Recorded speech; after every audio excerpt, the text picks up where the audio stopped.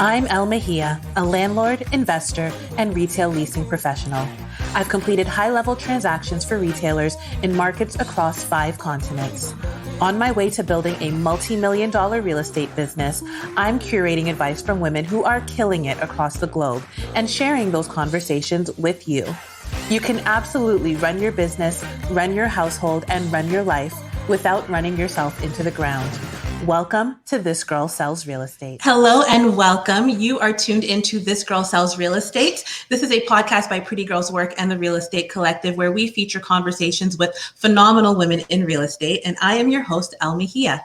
We have had some great conversations over the last few weeks with a lot of different women, but our conversations have been pretty limited to women that are operating within the residential sphere. I myself work in commercial real estate. I'm in retail leasing. So I'm especially interested in the conversation that we're going to be having today, because today we're speaking to another woman that is operating in the commercial sphere as well. Her name is Joanna Rotonde, and today we're going to be talking to her about the work that she does as Senior Manager of Northeast Transactions for the Regency Centers.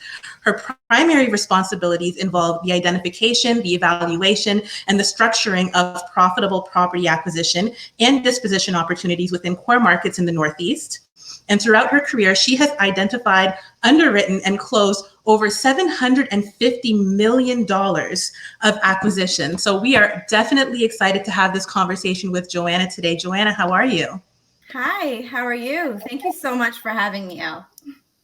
Did I read that number correctly? That's $750 million that you managed. I have to say, it's almost like I work for a public company, so we deal with such bigger numbers. And I use this phrase, which some people don't like. It's like I'm dealing with monopoly money, because when I even talk to or in front of people, they're like, "Oh my God!" And I said, "Well, I work for a public company, so it's like a different level." So I work for Smart Centers, so also work for a publicly traded company.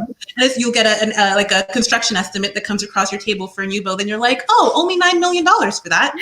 That's less than I was expecting it to be, but no, it's true. I guess you're used to dealing with numbers in a different stratosphere, it seems like sometimes. But I'd love to hear about the work that you do with Regency Centers, because the work you do is very different from the retail leasing that I do. Yeah, so Smart Centers is very similar, I would say, in conjunction with what I do. So we're a grocery anchored, primarily shopping center owner in operating all throughout the country, but I focus on the Northeast. So everything from Boston to Philadelphia. And my focus has always been in, I'd say, the suburban space. So right now, I think looking at what's happening in the landscape and sort of the maybe temporary, I would say, de-urbanization, and people coming out into suburbs, I think is going to bode well for our industry in the long term.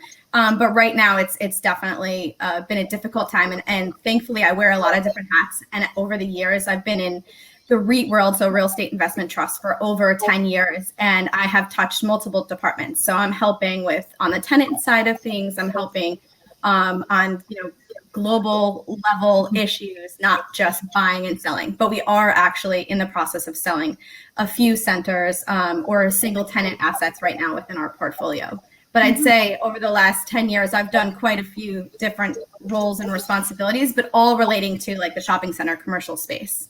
Okay. And I think you're right about suburban markets. With Smart Centers, our centers are primarily located in the suburban markets for primarily a Walmart anchored center. And I think that with the deurbanization of a lot of different markets, specifically in the North American markets, the grocery anchors and the Walmart anchors and the neighborhood outlets that need to exist to be able to support these neighborhoods.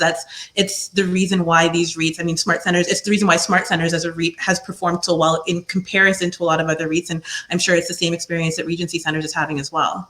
Yeah, thankfully, I would say, largely our portfolio is more than 80% grocery anchored. So when it comes to the essential retailers, I think almost 60% of our tenants are what would be qualified, have been open or essential during this time.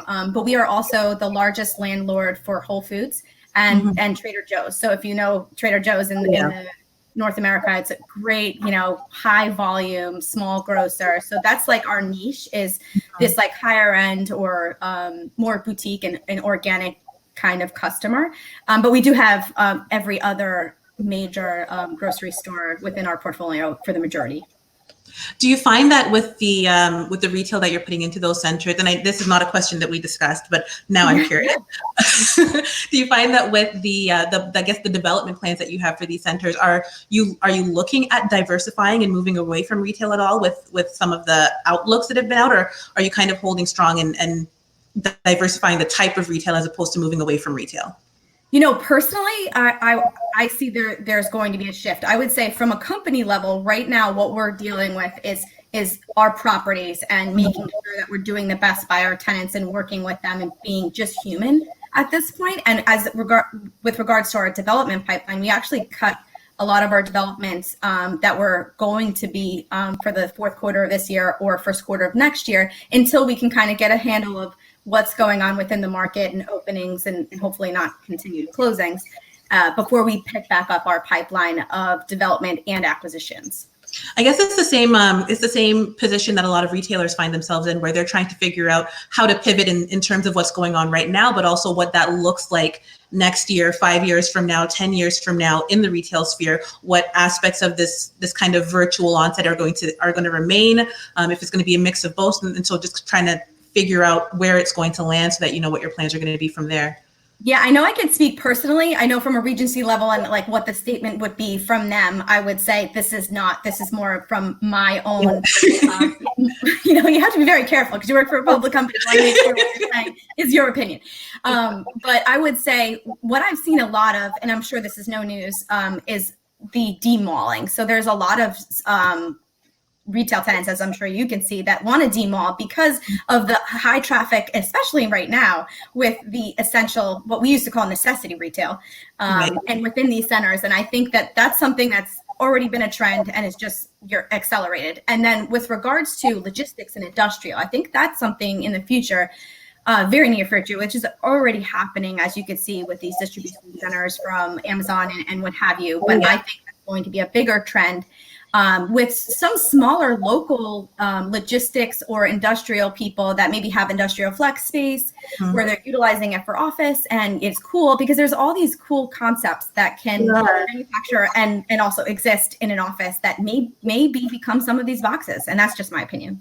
Well, and I happen to agree with your opinion. I mean, even in terms of looking at these distribution centers, it's been only within the last year or so that I found that I've been getting more and more requests for that type of use within retail spaces, just especially being in the markets that we're at, just because we tend to be very, very well located and in these suburban markets for these types of distribution centers. And so it's just been kind of an exercise in making sure that your zoning and your bylaws and everything fall in line to be able to accommodate. But and a lot of those things haven't caught up to the fact that this is where retail is going. Especially not in the Northeast. I would say that is our biggest hurdle is the municipalities. And I was on a panel recently and they were saying, well, how do you think things are going to transition from, drive up or pick up or delivery and what have you? And I said, it all depends on whether a municipality is going to allow us to actually pull up, park, or drive through, because they restrict a lot of that in many, many municipalities around here. You can tell I'm a commercial real estate girl because the very first question that I'm supposed to ask you is, what's your story and how did you get to where you are? And I just started talking about all sorts of fun stuff. Well, I love it. We can sit here for hours. Exactly. But no, I do want to hear about what your story is and specifically what kind of brought you into working in the commercial sector. We don't, I think especially probably when both of us started our careers, we didn't have a lot of insight into what it looked like for a woman working in that sector. So I'm curious as to how you ended up where you are today. Yeah, you know what? It's funny because a lot of the women, and I don't know your story, but I just have to say, following you since COVID happened and I've started this platform for work has been such an eye-opener for me, and wanting to connect with people like yourselves, because there is so few of us in the commercial industry. There is. As soon as I got your message on Instagram, I was like, "Oh, commercial real estate."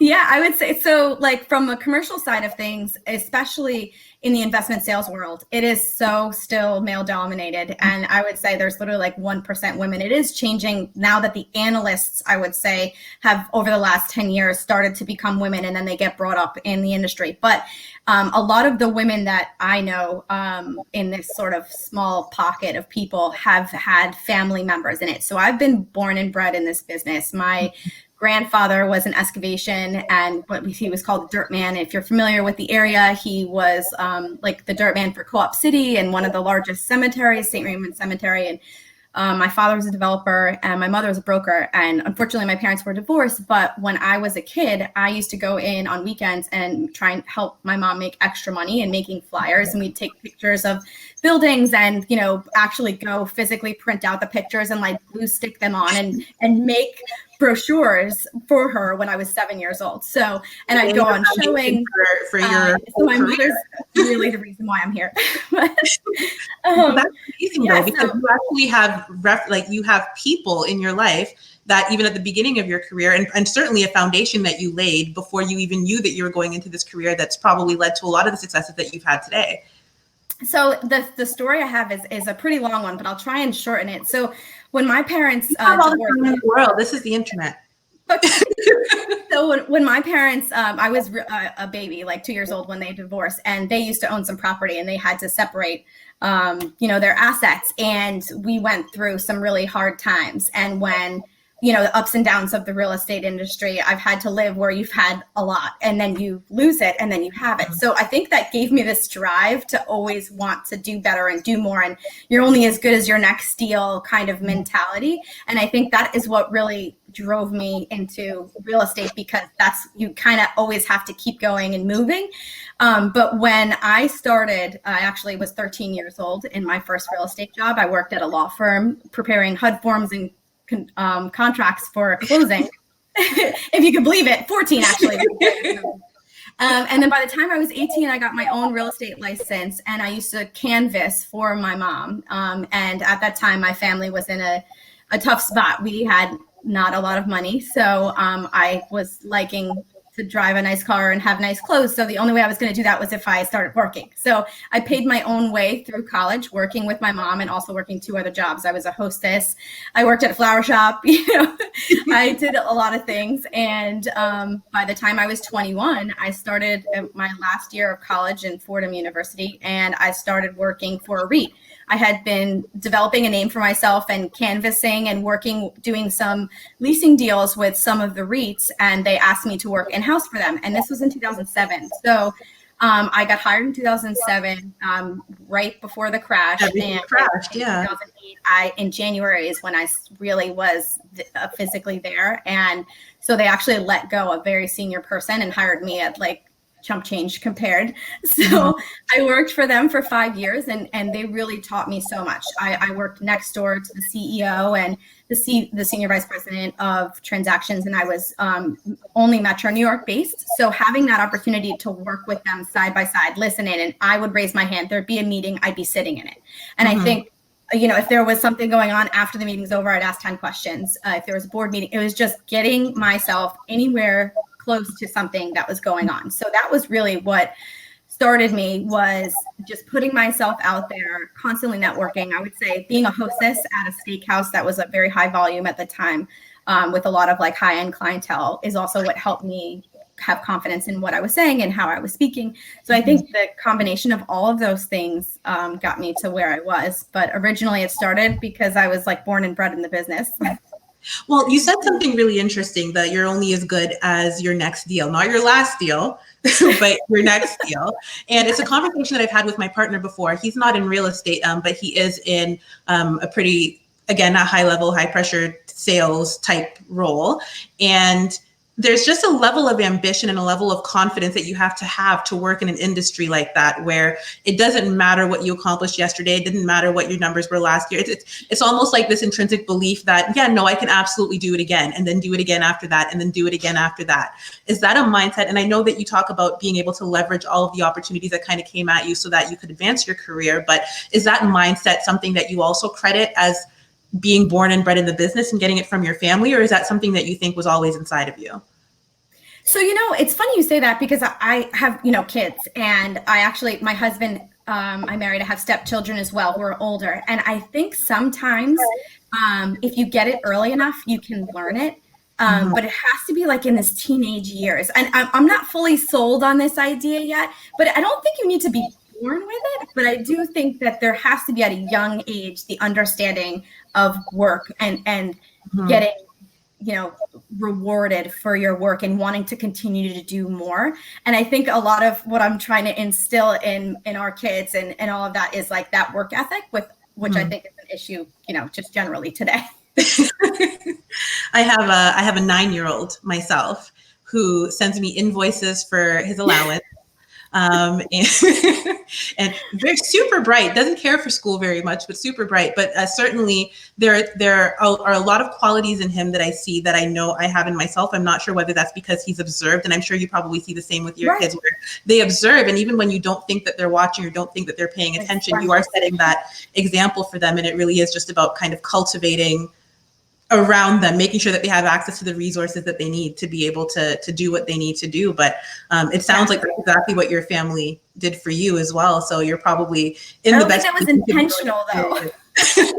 Sometimes it's not. It was more like, but you have to survive. A whole lot of negative as parents. It's not intentional too. You just kind of do what you can and cross your fingers and hope your kid doesn't write a book one day. But I'm going to. Well, what advice would you have for a woman who is looking to step into the commercial sphere, specifically, actually, because I think retail leasing is actually a little bit more forgiving. I think it is still male dominated, but there are certainly a lot more female faces in my sector than there are in yours. So what would be your advice to women that are looking to follow in your footsteps, kind of mistakes that you've made or lessons that you've learned along the way? Yeah, I would say there's a couple of words of advice that I was given that still resonates with me. There's more than a few, but I would say one of them, the first earliest moment I have is I was sitting in a boardroom and I had a question, and there was a comment that I had that was pretty relevant, and I spoke kind of timidly and was even afraid to speak. And one of the board members stepped out and said, "Speak louder, because we know what you have to say matters," or, be confident in when you're speaking, especially if it's something meaningful. And then I would say on the reverse side of that is say, don't just speak to speak.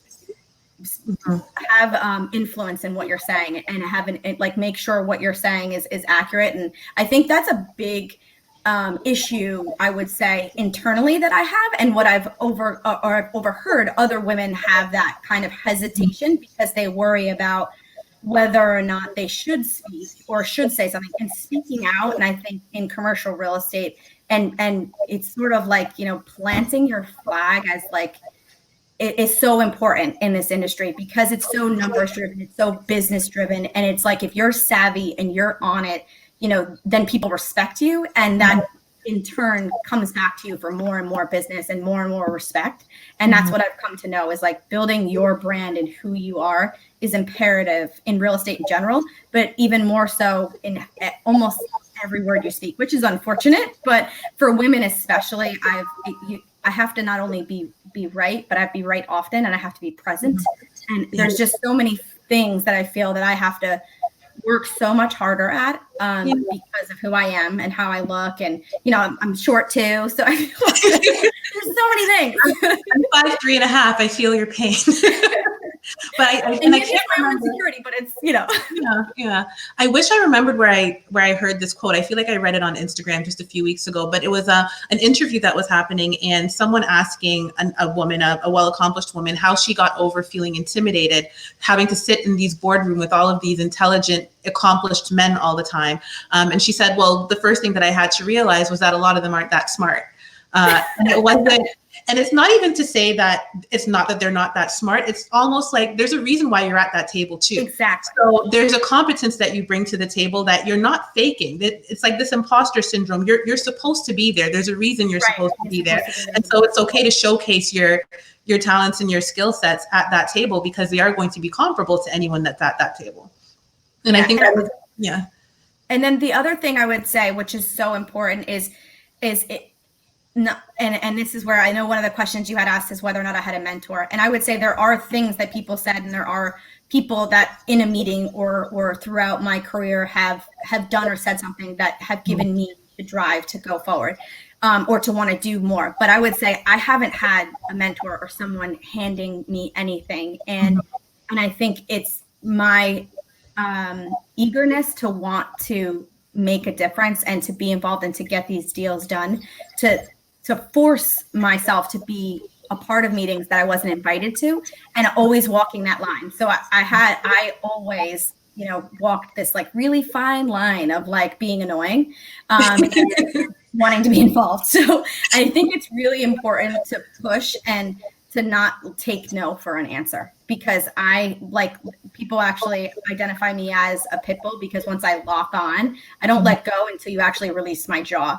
And it's because I am confident in what I think I can do. And sometimes I'm wrong, but saying I'm wrong is better. I'd rather be wrong than actually not have done it at all. So there's a fine line though that you have to walk. But I mean, being bold is going to be the way every single time in an industry like this. And I think that advice crosses a lot of different sectors, because it's not just real estate specific. What you're saying is indicative of how women get heard and achieve success across all industries. And I think it's so important for them to learn how to kind of sit in your confidence and understand what you're capable of, and understand, yes, you're going to be wrong. Everybody else is going to be wrong sometimes too. But there's a competence that you bring to your market and to your strategy that there's worth there that you need to realize other people are putting that worth on it. So you need to put that worth on it yourself as well. Right. Yeah. Those are my favorite real estate, like speaking to women in real estate who are classified as pit bulls, or who are classified, like that's my favorite thing to do, because I always find that it's never an aggressive stance. It's never posturing. So the women that I find that have achieved that level of success, like you, when you're talking to you in normal conversation, no one would ever say, oh, she's aggressive and she's a pit bull and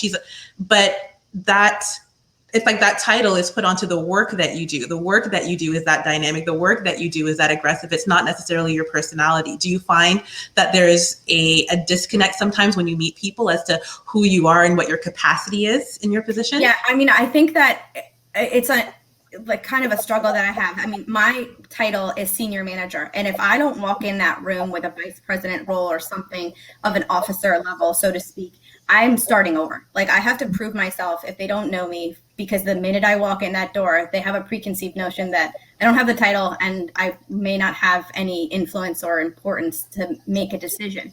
So I feel like that is an issue, and it's annoying sometimes, because I wish I just had that title to be like, bam, like be leader, what have you. And maybe I would have been there already if I was a man, to be honest. But I would say that that's something that you got to just get used to. You're going to walk in a room and you got to almost 9 times out of 10, you're going to be starting over and proving yourself. So I do that in a shorter amount of time than I used to. But I would say that immediately I've kind of earned the respect by knowing what you're talking about and making sure that you're doing your due diligence before you walk into that room. Like, before I walk into that room, I Googled every single person's name that was on that email thread and who works for them. And when I called to confirm the front desk woman, I asked her what's her name and how is she doing, and got to know every single person that from that front door to that back corner office before I walked into that room. And then not only that, it's what we're talking about. I mean, that's just the lining, right? I mean, then it's what you're talking about, and not only their property, what's around it, what's the comps, what are you seeing? What have you done? And so that within a few minutes time of them trying to test you, which majority of the time they do, you kind of shut them down. And I've been in rooms with over a dozen men, not one woman, and I'm talking a majority of the meeting. And then after they're done, they're like, wow. Because it's, and I'm doing it by myself. For itself. Yeah. I love that. No, so what is your favorite thing about being a woman in commercial real estate? Like, what do you really lean into being a woman in commercial real estate? I think it's your greatest asset, honestly. Yeah. I think, but then it's also your biggest detriment. You have to walk such a fine line in so many different ways. And you be careful in so many different ways as a woman, generally. But I would say that is my favorite thing, is being a woman, because you don't look like everybody else. And it's so great to be different, because you don't want to be, I feel like I don't have this polish in addition, like I'm a New Yorker at heart. And I think that adds another layer, because a lot of people in my industry are very corporate, and I'm not. So I try to be, and I need to have that polish, but I think that the veneer that I don't think I've quite mastered either. I don't feel like I come across as corporate most of the time. And it's okay as long as this is what I think I'm changing, and I'm getting a lot of people to see this now, maybe. But when I first started, it's like, you have to act a certain way, you have to dress a certain way. And I never really fit a mold. And I think that's okay. And that's important, but obviously you still have to be professional.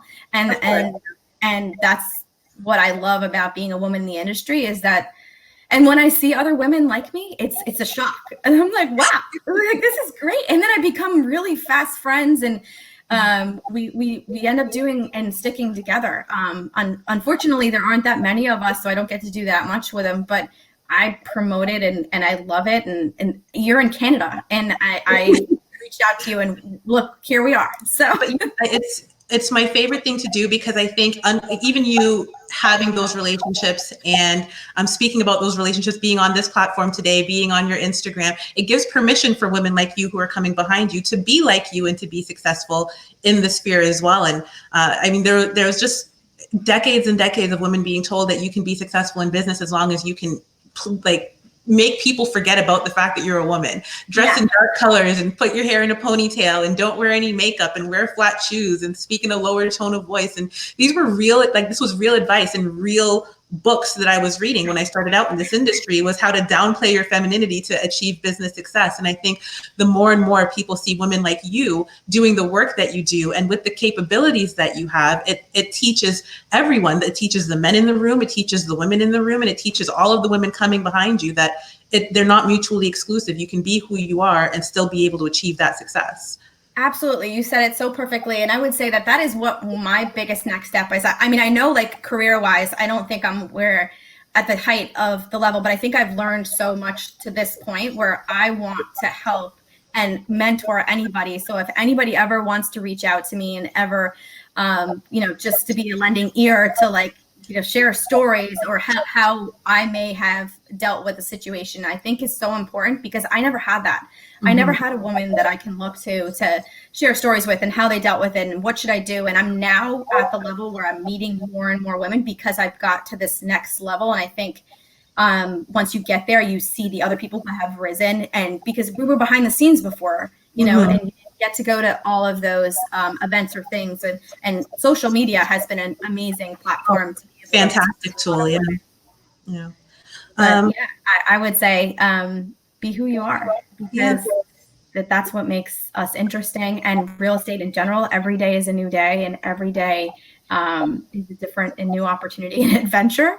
And adventure, especially these days, it's very much adventure. Yeah. I started this platform for work professionally to try and share positive news, because it is so grim out there. And I think that anybody who can hear stories like this, where we're still, forging on and making a difference, I think people latch on to that, and they tend to create great things. And I keep saying this over and over, that times like this is innovation, is a breeding ground for innovation and for leaders.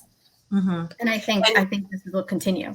Yeah, and we're seeing, we're seeing REITs shift and pivot. We're seeing publicly traded companies and corporations shift and pivot. We're seeing even the smallest retailers take advantage of the digital platforms and the virtual programming, and it's evolve or be left behind, right? So I think that's just the transition that we're in right now. But I certainly don't think that it's the end of our industry. Yeah, no, absolutely not. And you know what? You brought up a good point. If we want to touch on business stuff now, I would say that has been one of my next biggest things, besides trying to mentor women and allow an opportunity for people to reach out to me and try and help them through or climb the ladder, so to speak. It's connecting these direct to consumer products or people or influencers to bricks and mortar, because I have over the years always followed these trends of stores and people that have, converted from online into stores and what it's done to their sales and whether or not it's worth it to have a bricks and mortar store. And it's proven time and time again, and even with the largest one everyone knows, with Amazon buying Whole Foods, that there is a desire, a need, and there will always be a bricks and mortar of retail. It's just going to change. Maybe there is, some different types of uses in there, but I think the thing that I don't understand is, and I'm thinking it's because most of real estate in the suburban markets is still legacy property owned and older investors that maybe aren't as willing to be a little bit more open-minded to connecting to the social media world or the social networks and outlets. But it's been interesting to see residential and what a turn that has taken over the last 10 years utilizing these outlets. And now commercial, I feel like, is so far behind. And if I can help create that connection, I feel like that I'm moving towards the future and trying to progress our industry because we're still behind. We're like dinosaurs, I said. Yeah. Well, and you know what? It's going to move forward anyway. So you're either on the cusp of it or you will be left behind in the innovation that has to happen within every single industry, every single sector. And we've proven that with this lockdown, with this whole global pandemic, we've proven the need to be able to shift and pivot and make change when you need to make change and to not be as bureaucratic as a lot of these organizations seem to be in pushing forward that change. So no, I definitely think you're right there. Yeah. I'm so glad I got a chance to talk to you today. I am too. Yeah, I could talk to you for hours. We have so much to cover. I just think it's such an invaluable role you play daily, and I understand that you're opening yourself up to mentoring women that are following in your footsteps and who have questions and who maybe want to reach out to you on social media. And I know you're great on Instagram as well, but even just doing your regular day-to-day, if you don't look up from your work at all, there's still an influence that you're having and an impact that you're having on your industry and on people that are coming behind you. And I think being able to speak from that perspective, it's great to speak to residential realtors. It's great to speak to women in all facets of real estate, but I do have kind of a soft place in my heart for the women who have to do this type of work in industries that are not always so forgiving to the fact that you are a woman. So thank you so much for being a part of this conversation today. Thank you so much for having me. I really love all that you're doing, and I'm just getting started with creating this professional profile, and I'm so glad I found you. So I'm excited for the future, and I want to come up to Canada one day.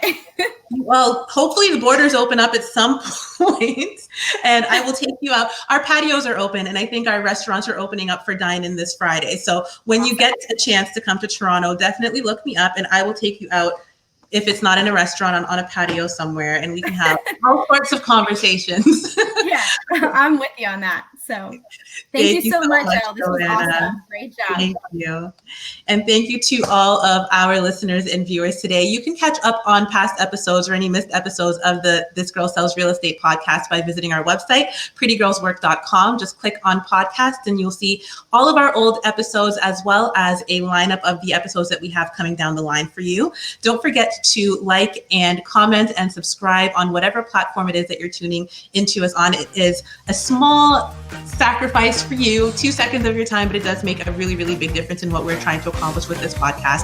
Thank you again for tuning in. This has been the This Girl Sells Real Estate podcast by Pretty Girls Work and the Real Estate Collective, and we will see you next week with another phenomenal woman in real estate.